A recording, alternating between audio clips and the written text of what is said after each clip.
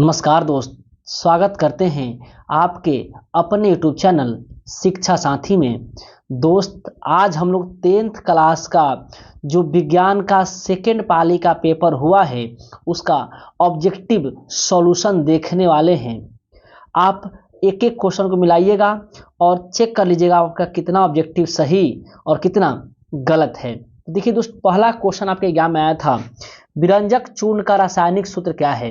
दोस्त, विरंजक चूर्ण का रासायनिक सूत्र होता है कैल्शियम हाइपोक्लोराइड CaOCl2। इसका आंसर डी होगा।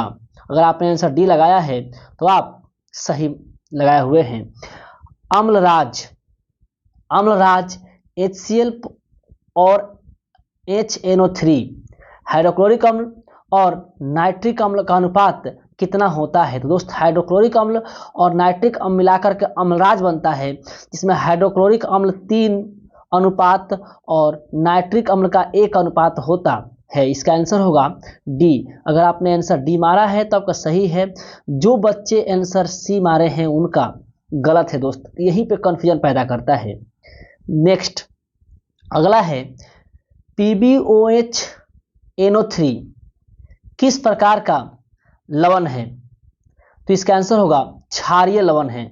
दोस्त, ये क्या है? क्षारीय लवण है। नेक्स्ट प्रश्न, अगला प्रश्न आपके एग्जाम में आया था कि अमोनिया के एक अणु में नाइट्रोजन और हाइड्रोजन के परमाणुओं का अनुपात कितना है। तो दोस्त, अमोनिया का सूत्र होता है NH3। देखिए, नाइट्रोजन कितना है? 1 और हाइड्रोजन कितना है? 3। तो आयतन का अनुपात पूछेगा तो क्या आंसर होगा? 1:3। इसका राइट आंसर ए होगा। आंसर आपने ए लगाया है तो आपका राइट आंसर है। नेक्स्ट क्वेश्चन है, निम्नलिखित में से कौन अधिक अम्लीय ऑक्साइड है। देखिए दोस्त, धातु के जितने ऑक्साइड होंगे वो क्षारीय होंगे और अधातु के जितने ऑक्साइड होंगे अम्लीय होंगे। अब देखिए, कैल्शियम ऑक्साइड, यहां देखिए कैल्शियम ऑक्साइड, तो यहां देखिए कैल्शियम धातु है तो इसका ऑक्साइड क्षारीय है। मैग्नीशियम ऑक्साइड, मैग्नीशियम धातु है, इसका ऑक्साइड क्षारीय होगा। हाँ देखिए, नाइट्रोजन डाइऑक्साइड N2O, ठीक है, नाइट्रोजन डाइऑक्साइड, ये भी सोडियम है ये दोस्त मेरे। नाइट्रोजन क्या है? ये सोडियम है, ठीक है, सोडियम डाइऑक्साइड। सोडियम क्या है? धातु है ना, तो ये भी क्षारीय होगा। लेकिन यहाँ देखिए SO2, ये सल्फर है। क्या है? सल्फर। और सल्फर एक क्या है? अधातु है, इसलिए इसका आंसर डी होगा। इसका ऑक्साइड अम्लीय होगा। नेक्स्ट प्रश्न, निम्नांकित संकेतों द्वारा व्यक्त तत्वों में कौन धातु है। देखिए, इसमें आपको धातु पहचानना है। नीचे वाला परमाणु क्रमांक है और ऊपर वाला परमाणु द्रव्यमान, हमको उससे मतलब नहीं। हम अगर धातु पहचानना है तो नीचे वाला चेक करेंगे। इसका परमाणु क्रमांक 8 है। तो ध्यान रखिए, धातु के बाह्यतम कक्षा में माने संयोजी इलेक्ट्रॉन 1, 2 या 3 होते हैं, ठीक है। और अधातु का बाह्यतम कक्ष में कितने बचते इलेक्ट्रॉन? 6, 7, 5, 5, 6, 7 होते हैं। अब चेक कीजिए, 8 का पहले कक्षा में 2 रखिएगा, सेकंड में कितना रखिएगा? 6 रखिएगा। जिसके बाह्यतम कक्ष में 6 बचे वो अधातु, ये तो अधातु, ये नहीं होगा, हमें धातु पहचानना है। बी देखिए, 9 है तो 9 पहले में 2 रखिएगा, दूसरे में 7 रखिएगा, तो जिसके लास्ट में 7 आए अर्थात अंत में 7, दूसरे कक्ष में 7 आए, वो भी अधातु, ये भी नहीं होगा। अब सी को चेक कीजिए, 12 है तो 12 है आप, तो आप 12 जब रखिएगा तो 12 को पहले 2 भरिएगा, फिर 8, 2, 8, फिर 2, बाह्यतम कक्ष में कितना है? 2 है, यानी यही धातु है। Option C. आंसर डी को चेक नहीं करना है, आप देख लीजिए चेक करके उसको। लास्ट में 4 आ रहा है, 4 अधातु उपधातु के लिए है। पारा और एक अन्य धातु के मिश्रण को क्या कहते हैं। देखिए, पारा और पारा में कोई अन्य धातु का मिश्रण हो गया उसे कहते हैं अमलगम। क्या बोलते हैं? अमलगम। इसका राइट आंसर डी होगा। नेक्स्ट प्रश्न, निम्नलिखित में कौन कार्बन का प्रूफ है। दोस्त, कार्बन का प्रूफ होता है हीरा, ग्रेफाइट, फ्लोरीन एक फुटबॉल का आकार का होता है, ये भी इसका अप्रूफ होता है। इसका आंसर डी होना चाहिए। नेक्स्ट क्वेश्चन कह रहा है 13 और 18 तक वाले तत्व कहलाते। देखिए, 13 कौन है? 13 यहाँ शुरू होता है ना, यहाँ से यहाँ बीच में यहाँ धातु बहुत सारे होते हैं। यहाँ 2 होता है, प्रथम और दूसरा वर्ग। तीसरा से लेकर 12 तक यहाँ होते हैं, फिर यहाँ 13 से लेकर के 18 तक होते हैं। इसे कहते हैं पी डी और नीचे एफ होता है, जो लेंथाइड और एक्टिनाइड समूह होते हैं। नहीं तो पूछा कि 13 से 18, तो ये पी ब्लॉक होगा। क्या होगा? P block, option B. आप आवर सारणी ध्यान में किए होंगे तो इसका होगा मेरे दोस्त पी ब्लॉक। ये जो बच्चा आंसर ए मारा है वो गलत है। नेक्स्ट प्रश्न है, निम्नलिखित में से किस तत्व में संयोजी इलेक्ट्रॉन की संख्या सबसे अधिक होती है? अब देखिए संयोजी इलेक्ट्रॉन किसे कहते हैं? बाह्यतम कक्ष में जो भी इलेक्ट्रॉन बचेंगे उससे कहते हैं संयोजी इलेक्ट्रॉन। अब देखिए एल्युमिनियम कितना आता है? 13 पे आता है, तो पहले में 2 रखिएगा, ये रख लेते हैं, पहले में 2 रखिएगा, दूसरे में 8 रखिएगा, 8 10, कितना बचा? 3। कितना बचा? 3। अब यहाँ देखिए सोडियम 11 पर 2 8 10 1 11। ये देखिए पोटेशियम नहीं है ये, हाँ ये पोटेशियम है दोस्त, ये फास्फोरस है, सॉरी पोटेशियम में के ना होता है मेरे दोस्त, ये फास्फोरस है। 2 कितना आता है फास्फोरस? 15 पे, 2 8 10 और 5 15। और सिलिकॉन ये 14 पे, 2 8 10 और 4 14। देखिए सबसे बाहर तक प्रश्न किसका अधिक है? इसका अधिक है, इसका आंसर बी हो जाएगा। पी का मतलब पोटेशियम सॉरी फास्फोरस होता है। नेक्स्ट, निम्नलिखित में से कौन सा ऊर्जा का प्रदूषण मुक्त हो स्रोत है? मतलब जिसमें प्रदूषण ना हो, प्रदूषण मुक्त स्रोत है। सौर ऊर्जा प्रदूषण मुक्त है, पवन ऊर्जा है, जलविद्युत ऊर्जा है, इसका आंसर डी होगा। नेक्स्ट प्रश्न, ओजोन परत के अवक्षय के लिए निम्नलिखित में कौन उत्तरदायी है? तो क्लोरोफ्लोरोकार्बन CFC जो रेफ्रिजरेटर में प्रयोग किया जाता है ओजोन परत के लिए, ओजोन परत के अवक्षय क्या मुख्य कारण है। ओजोन परत सूत्र क्या होता है? O3। चलिए इसका गंध कैसा होता है? एक सड़े हुए अंडे के जैसा इसका गंध होता है। नेक्स्ट क्वेश्चन, आहर और पैन किस राज्य की जल संचयन व्यवस्था है? तो दोस्त ना तो हम लोग नाहर कहते हैं, तो आहर और पैन दक्षिण बिहार की जल संचयन की मुख्य व्यवस्था है। नेक्स्ट प्रश्न, अगला प्रश्न है, निम्नलिखित में कौन प्राकृतिक संसाधन है? दोस्त प्राकृतिक संसाधन मृदा है, वायु है, जल, आंसर डी होगा। नेक्स्ट प्रश्न, निम्नलिखित में कौन वनों पर आधारित है? देखिए कागज बनता है ना छाल से, पेड़ की छाल से, लकड़ी है, लाख उद्योग, ये देखिए जो लाख कीट होते हैं जो पेड़ों पर उगाए जाते हैं और उनसे रेशम बनता है, तो लाख उद्योग ये भी है, वनों से है, इसका आंसर डी होगा, सभी हो जाएगा। नेक्स्ट प्रश्न, हमें किससे उचित मात्रा में आयोडीन मिलता है? तो नमक से मिलता है आयोडीन। नेक्स्ट प्रश्न अगला है, कौन सा रक्त समूह यूनिवर्सल डोनर है, माने देने वाला? तो अगर कहता है सर्वग्राही, क्या कहता है? सर्वग्राही, तो ग्राही ए भी होगा। जो आंसर डी मारे होंगे गलत है, इसका आंसर सी होगा। डोनर किसी को दे सकता है ओ। नेक्स्ट प्रश्न, डायलिसिस मशीन द्वारा रक्त का शुद्धिकरण की प्रक्रिया कहलाती है तो हीमोडायलिसिस, इसका आंसर बी होगा। क्या होगा दोस्त? हीमोडायलिसिस। नेक्स्ट, प्रोटोजोआ उत्सर्जन पदार्थों का निष्कासन कैसे होता है? तो दोस्त प्रोटोजोआ में उत्सर्जन जो पदार्थ होता है ना उसका निष्कासन विसरण द्वारा होता है। क्या होता है? विसरण द्वारा। इसका प्रक्रिया होता है कि प्रोटोजोआ के अंदर जो उत्सर्जन पदार्थ होता है ना वो अधिक मात्रा में होता है और बाहर जो उत्सर्जन पदार्थ होता है अधिक मात्रा में नहीं होता है। तो विसरण की प्रक्रिया क्या है कि उच्च से निम्न की ओर इसका प्रवाह होता है विसरण में। इसका आंसर क्या होगा? डी होगा। नेक्स्ट प्रश्न, बबूल के पौधे में मुख्यतः कौन सा उत्सर्जी पदार्थ होता है? तो गोंद के रूप में उत्सर्जी पदार्थ निकलता है किसमें? बबूल में। नेक्स्ट प्रश्न, मस्तिष्क का सबसे बड़ा भाग क्या होता है? तो दोस्त सेरिब्रम, जिसे हम लोग कहते हैं प्रमस्तिष्क, ये मस्तिष्क का सबसे बड़ा भाग है। नेक्स्ट प्रश्न देखते हैं, टेस्टोस्टेरोन स्रावित होता है? दोस्त टेस्टोस्टेरोन जो होता है ना ये पुरुषों में होता है, तो पुरुषों के वृषण से टेस्टोस्टेरोन निकलता है और जो होता है महिला के जो अंडाशय से एस्ट्रोजन निकलता है। ठीक है, इसका आंसर बी होगा। जो बच्चा आंसर ए मारा है उनका गलत है। नेक्स्ट प्रश्न, वह हार्मोन जो पौधे में कोशिका विभाजन को रोकता है? देखिए दोस्त ऑक्जीन ये कोशिका विभाजन करता है क्योंकि सूर्य की ओर कोशिका विभाजन करता है। साइटोकाइनिन कोशिका विभाजन करता है। एथिलीन जो फल को पकाने में काम देता है, लेकिन एब्सिसिक एसिड जो होता है ना ये कोशिका विभाजन को रोकता है। इसका आंसर होगा डी। नेक्स्ट प्रश्न, ये सब पौधे की बात है। पुष्प का नर भाग क्या होता है? तो पुंकेसर। यही कहता है स्त्री भाग तो जनांग। नेक्स्ट क्वेश्चन, टिंचर आयोडीन का विलयन होता है दोस्त, टिंचर आयोडीन विलयन होता है आयोडीन अल्कोहल का, आयोडीन अल्कोहल का। देखिए ये अल्कोहल है कि नहीं है, और कहीं अल्कोहल नहीं है तो ये नहीं होगा, ये नहीं होगा, इसका आंसर ये होगा। ठीक है, अल्कोहल उसमें मिला होता है, सब टिंचर आयोडीन कहते हैं। आयोडीन और अल्कोहल के मिश्रण को कहते हैं टिंचर आयोडीन, तो क्या होता है अल्कोहल, इसका आंसर हो जाएगा।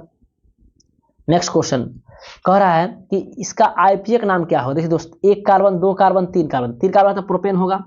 अब प्रोपेन के साथ OH लगा है, माने अल्कोहल है तो प्रोपेनॉल होगा, लेकिन कौन प्रोपेनॉल, 2 प्रोपेनॉल, 1 प्रोपेनॉल, 3 प्रोपेनॉल। ठीक है, तो अब ध्यान से देखिए, है तो इस तरह नाम है, ये तो आईपीए नाम है ही नहीं। अब देखिए गिनती करते हैं जहां से OH लगा है, 1 कार्बन 2 कार्बन 3 कार्बन, तो 1 पे लगा है ना OH, किस पे लगा है, नॉल किस पे लगा है, 1 पे लगा, तो 1 प्रोपेनॉल, इसका आंसर सी होगा। नेक्स्ट क्वेश्चन, निम्नांकित में से कौन कमरे के ताप पर द्रव होता है। तो दोस्त एथेनॉल जो होता है कमरे के ताप पर द्रव होता है। अगर धातु पूछता तो आप मारते पारा, अधातु पूछता मारते ब्रोमीन। नेक्स्ट क्वेश्चन, बेंजीन शांत सल्फ्यूरिक अम्ल की उपस्थिति में नाइट्रिक अम्ल से अभिक्रिया करके क्या बनाता है। दोस्त नाइट्रोबेंजीन बनाता है। ये डायरेक्ट आपको क्वेश्चन आपका टीचर याद करवाए होंगे, इसका आंसर ए होगा। ये एनसीईआरटी का प्रीवियस क्वेश्चन भी, एनसीईआरटी क्वेश्चन भी है, बुक में दिया हुआ है। निम्न में कौन यौगिक ईंधन के रूप में इस्तेमाल करते हैं। तो दोस्त ईंधन के रूप में एल्थेनॉल का हम लोग प्रयोग करते हैं। ये तो करते नहीं, ये तो करते नहीं है। नेक्स्ट क्वेश्चन कह रहा है निम्न में कौन सा डोबरेना के त्रिक बनाता है। तो दोस्त आपको याद होगा डोबरेना का त्रिक बनाता कौन कौन है। देखिए एक ये तो इसका आंसर सी होगा, क्योंकि कैल्शियम, अस्टेशियम और बेरियम ये डोबरेना का त्रिक बनाते हैं। ठीक है, यहाँ देखिए ये बहुत लोग आंसर ये मारे होंगे, भाई फ्लोरीन नहीं होता है, क्लोरीन, ब्रोमीन और आयोडीन होता है। ठीक है, ठीक है, इसका आंसर सी एक होता है sodium, potassium, sodium, calcium, magnesium. इसका क्या होता है, सोडियम, कैल्शियम, मैग्नीशियम। ठीक है, ये होता है आपका राइट आंसर सी होगा। नेक्स्ट प्रश्न, ओजोन सूत्र का बताएं ऊपर हम, O3 होगा, क्या होगा मेरे दोस्त, O3 होगा। नेक्स्ट प्रश्न, ऑक्सीजन गैस के एक अणु, अब ऑक्सीजन गैस के एक अणु का मतलब होता है O2, क्योंकि 2 परमाणु मिलकर एक अणु बनाएगा। O2 में 2 परमाणुओं के बीच कितने आबंध, मतलब O के बीच कितने आबंध, तो दोस्त ऑक्सीजन में कितने आबंध, 2 आबंध। कार्बन के बीच 4 आबंध होता है, जिसमें सिंगल बॉन्ड का तत्व लगता है। हाइड्रोजन के साथ 1 आबंध होता है, नाइट्रोजन के साथ 3 आबंध होता है। इसका आंसर होगा 2 आबंध, डबल बॉन्ड होता है। नेक्स्ट क्वेश्चन, तेल लगा कागज कैसा होता है। दोस्त पारभासी होता है। नेक्स्ट क्वेश्चन है सूर्य से आने वाला प्रकाश पुंज कैसा होता है। समांतर किरण पुंज होता है। क्या होता है, समांतर किरण पुंज होता है सरल रेखा में। नेक्स्ट क्वेश्चन, कौन उत्तल दर्पण द्वारा बना काल्पनिक प्रतिमा है। देखिए दोस्त उत्तल दर्पण, देखिए अवतल दर्पण सीधा और उल्टा दोनों प्रतिमा बनाएगा। सीधा का मतलब काल्पनिक और उल्टा का मतलब वास्तविक। बड़ा और छोटा, बड़ा छोटा सीधा उल्टा ये सब बनाएगा कौन, उत्तल दर्पण। लेकिन सॉरी अवतल दर्पण, और उत्तल दर्पण आपका सीधा, केवल सीधा और छोटा बनाएगा। तो क्या बोल रहा है, उत्तल दर्पण में बना काल्पनिक प्रतिबिंब कैसा होता है, तो सीधा होता है। और सॉरी आवर्धित नहीं होगा मेरे दोस्त, सी नहीं होगा, इसका आंसर होगा बी, सीधा और छोटा। इसका आंसर बी होगा, सीधा और छोटा बनाएगा। ठीक है, नेक्स्ट प्रश्न कह रहा है दर्पण सूत्र क्या है। दोस्त दर्पण सूत्र होता है 1/v + 1/u = 1/f, ये सूत्र होगा। और लेंस सूत्र से 1/v - 1/u / 1/f। इसका आंसर देखिए डी में है, दर्पण सूत्र आंसर डी होगा। नेक्स्ट प्रश्न है आभासी प्रतिबिंब कैसा बनता है। दोस्तों आभासी का मतलब सीधा, सीधा का मतलब काल्पनिक, तो काल्पनिक, आभासी, सीधा तीनों एक ही है, बी। नेक्स्ट प्रश्न, निम्न में से किस दर्पण का फोकस दूरी धनात्मक होता है। तो दोस्त उत्तल दर्पण का फोकस दूरी धनात्मक और अवतल दर्पण का फोकस दूरी ऋणात्मक। इसका आंसर ए होगा। नेक्स्ट प्रश्न, निम्नलिखित में से कौन सा उत्तल दर्पण का फोकस दूरी है। अच्छा उत्तल दर्पण का फोकस दूरी, तो माइनस तो होगा नहीं। अब इसमें से देखते हैं, जिसका वक्रता त्रिज्या इतना हो, तो वक्रता त्रिज्या का आधा होता है क्या, फोकस दूरी इसका आधा कर दीजिए 16 प्लस 16 सेंटीमीटर। क्वेश्चन है निम्न में से आवर्धक शीशा कौन है? दोस्त उत्तल लेंस अब एक आवर्धक शीशा है, ठीक है, इसका आंसर सी होगा। नेक्स्ट प्रश्न, निम्न में से कौन मनुष्य के आहार नाल का एक अवशेषी अंग है? तो दोस्त अपेंडिक्स जो है मनुष्य के आहार नाल का एक अवशेषी अंग है। नेक्स्ट प्रश्न, शाकाहारी जीवों में छोटी आंत कैसी होती है? दोस्त शाकाहारी जीवों की जो छोटी आंत लंबी होती है और मांसाहारी की छोटी आंत छोटी होती है, इसका आंसर सी होगा। नेक्स्ट प्रश्न, करा छोटी आंत में पूर्ण रूप से पचा भोजन क्या कहलाता है? दोस्त छोटी आंत में पूर्ण रूप से पचा भोजन कहलाता है चाइल। क्या कहता है? चाइल। जो आंसर बीमारे हैं वो सही है। नेक्स्ट प्रश्न, मूल रोमों द्वारा जल के अवशोषण किस विधि द्वारा होता है? जो पौधे के जो नीचे के मूल रोम होते हैं, मेन जड़ से जो रोमा रो निकलता है उसको कहते हैं मूल रोम। उस मूल रोम द्वारा जल का अवशोषण होता है किस विधि से? तो दोस्त इसका आंसर होगा आपका परासरण विधि से, ठीक है। नेक्स्ट क्वेश्चन, उच्च रक्तचाप की अवस्था को क्या कहते हैं? तो दोस्त उच्च रक्तचाप की अवस्था को कहते हैं हाइपरटेंशन। क्या कहते हैं? हाइपरटेंशन। आपका आंसर सी होगा। नेक्स्ट प्रश्न है, तेलचट्टा में कितने जोड़े श्वास रंध्र पाए जाते हैं? दोस्त तेलचट्टा में कुल 10 जोड़े श्वास रंध्र मिलते हैं। इसका आंसर डी अगर आप लगाए हैं तो सही है। नेक्स्ट क्वेश्चन है, हृदय में रक्त का प्रवाह कैसे होता है? तो आपको मालूम होगा कि जो हृदय का जो 4 कक्षक होते हैं ना, 4 कक्षक, ठीक है, तो इसे कहते हैं बाएं आलिंद, इसे कहा दायां आलिंद, फिर दायां नीलय बायां नीलय होता है ना। तो होता क्या है कि पहले जो है रक्त आता है दाएं आलिंद से दाएं नीलय में। कहाँ आता है? दायां नीलय में। इसका आंसर आपका बी होगा। नेक्स्ट प्रश्न, अगला प्रश्न है, रुधिर क्या है? तो रुधिर एक संयोजी उत्तक है। क्या है? संयोजी उत्तक है। नेक्स्ट, कौन सी लेंस वास्तविक एवं आभासी दोनों प्रकार की प्रतिबिंब बनाती है? दोस्त अवतल दर्पण, पहले ध्यान रखिए, अवतल दर्पण आभासी और वास्तविक दोनों बनाता है, और अवतल दर्पण के सिमिलर होता है उत्तल लेंस। क्या होता है? उत्तल लेंस। उत्तल लेंस भी वास्तविक और आभासी दोनों बनाते हैं। इसका आंसर ए होना चाहिए। नेक्स्ट प्रश्न, श्वेत प्रकाश में कितने होते हैं? 7 रंग का वर्ण पट्टी होती है श्वेत प्रकाश, मिलकर 7 एक श्वेत रंग बनाते हैं। श्वेत प्रकाश का कौन सा रंग प्रिज्म से गुजरने वाला सबसे कम झुकता है? मतलब सबसे कम विचलन किसका होता है? तो इसका आंसर होगा लाल। पूछेगा सबसे अधिक विचलन तो बैगनी। नेक्स्ट, निम्न में से कौन पुतली के साइज को नियंत्रित करता है? तो दोस्त परितारिका पेशिया जो होता है ना, वो पुतली के साइज को नियंत्रित करता है। नेक्स्ट क्वेश्चन है, निकट दृष्टिदोष में लेंस का प्रयोग होता है? तो दोस्त निकट दृष्टिदोष में किसका प्रयोग होता है? अवतल लेंस का प्रयोग होता है। नेक्स्ट क्वेश्चन, निम्नलिखित में से कौन कुंडली का प्रतिरोध ज्ञात कर सकते हैं? आपको मालूम है सूत्र होता है V बराबर I इंटू R। इसी पर है, ये तो होगा नहीं, ये होगा नहीं।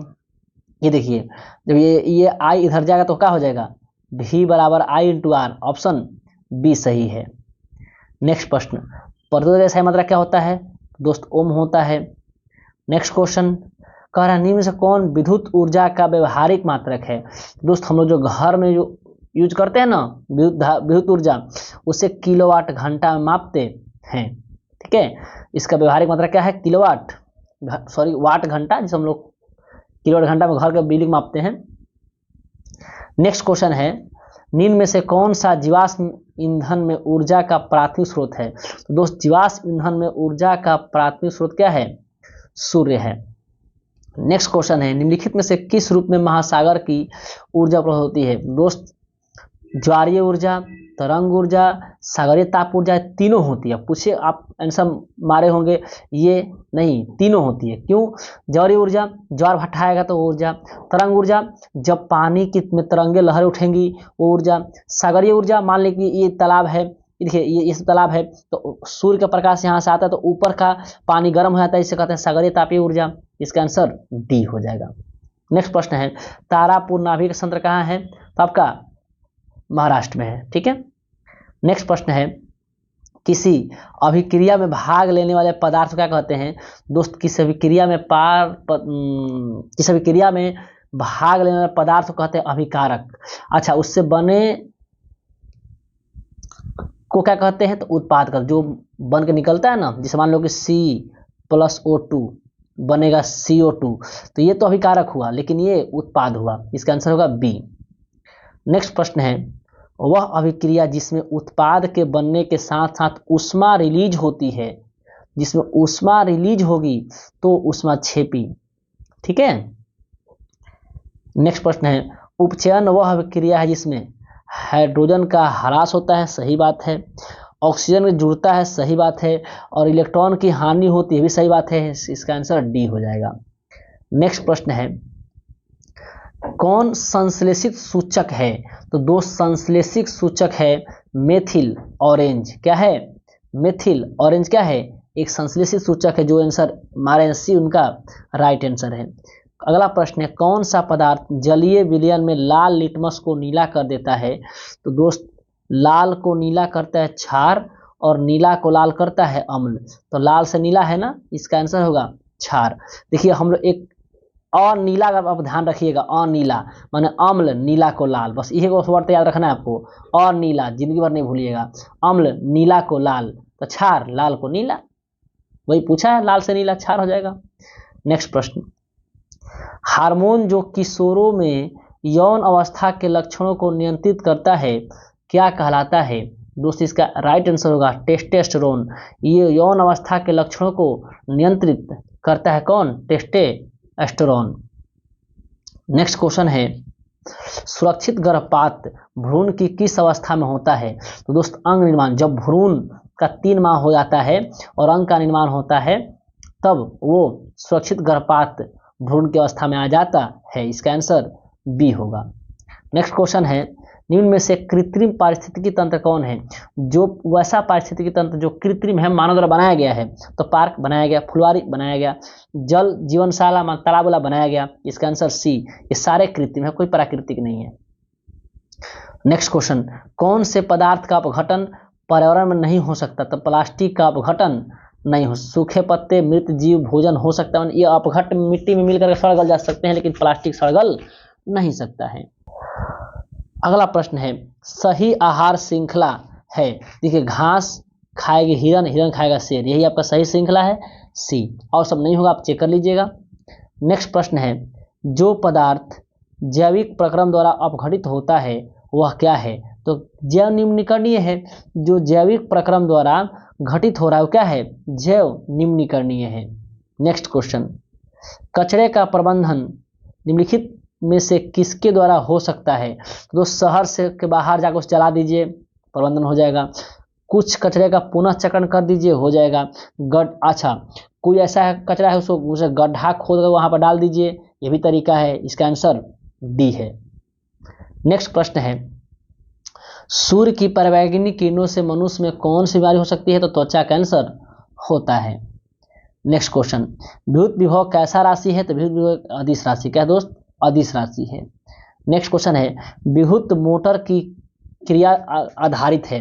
देखिए, विद्युत मोटर आर्मेचर की घूर्णन पर और विद्युत चुंबकीय प्रेरण पर आधारित होता है।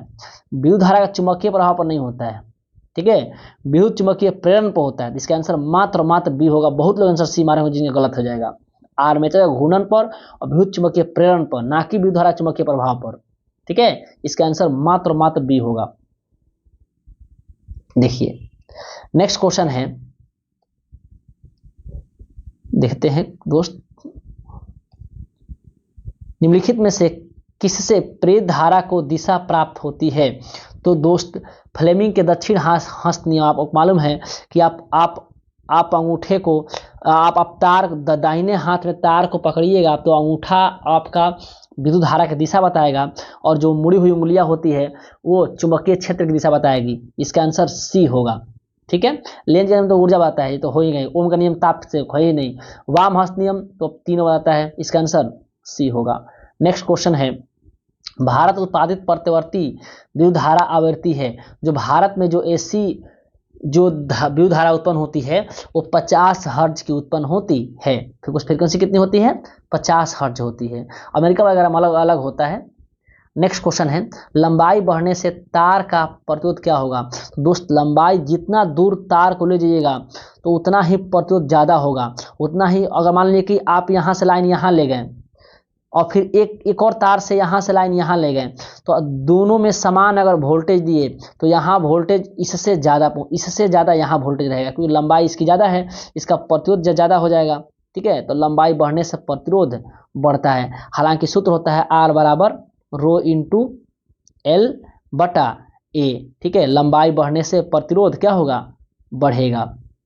नेक्स्ट क्वेश्चन है, 20 डिग्री सेल्सियस पर सिल्वर की प्रतिरोधकता कितनी होगी? तो दोस्त आपको याद करने वाला है, सिल्वर की प्रतिरोधकता कितनी होगी? 1.6 × 10⁻⁸ ओम मीटर। इसका आंसर 2 होगा। आपको एनसीईआरटी में चार्ट बनाकर दिया हुआ था, उसे आपको याद करना था। ठीक है, नेक्स्ट क्वेश्चन है, जीवाश्म ईंधन के जलने पर कौन सी गैस मुक्त होती है? दोस्त जीवाश्म ईंधन के जलने से CO2 गैस मुक्त होती है। Answer B. नेक्स्ट क्वेश्चन, निम्न में से कौन बायोगैस का मुख्य घटक है? इसका आंसर होगा दोस्त CH4। दोस्त हम लोग को पूरा 80 क्वेश्चन कंप्लीट हुआ। दोस्त मेरा वीडियो आपको अच्छा लग रहा है और चैनल में मेरे नए हैं तो चैनल को सब्सक्राइब कर लीजिए। आने वाले जो भी एग्जाम का नोटिफिकेशन होगा या फिर किसी भी नए भर्ती की जानकारी होगी, इस चैनल पर आपको दी जाएगी, और साथ ही साथ किसी भी एग्जाम का एनालिसिस इस चैनल पर कराया जाएगा। इसलिए आप चैनल को सब्सक्राइब कर लीजिए, आपको फ्यूचर में इस चैनल से बहुत ज़्यादा फायदा होने वाला है। धन्यवाद।